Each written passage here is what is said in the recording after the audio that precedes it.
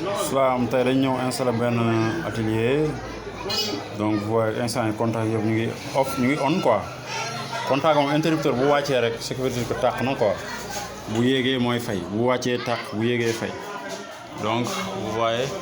instant yi gars yi bon boo gisee muy clignoter nii loolu kii bi la quoi lumière kii bi mooy def loolu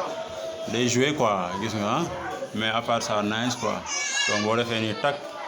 bi mooy angle yi ñooy fay comprendre nga ici angle yi kese ñooy fay boo defee bii ici digg yi kese ñooy fay donc gis nga ici angle yi kese ñoo tàq ici digg yi kese ñoo fay ah ici digg yi ñoo nekk nii gis nga donc à chaque fois da ngay def le tout ba am ay interrupteurs yu bëri donc bii yi mooy cordon bi ngeen di gis ci biir moo nekk nii moo nekk cordon bi donc beneen bi mooy spot bi mooy spot 3 spot yi gis nga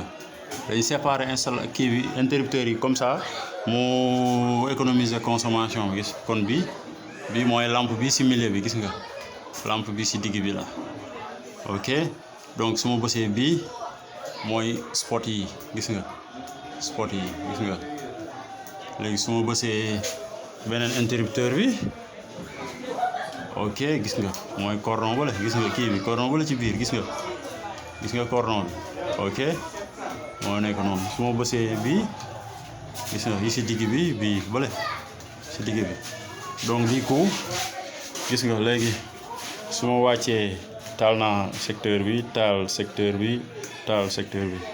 gis nga rangale affaire yi xam ne nga économiser consommation bi quoi du coup doo nekk di lampe yëpp di tàqandoo loolu yàq consommation la quoi donc lii moo gën par section nga koy def par section du coup di nga loo bëgg a taal ngay taal loo bëggul taal doo ko taal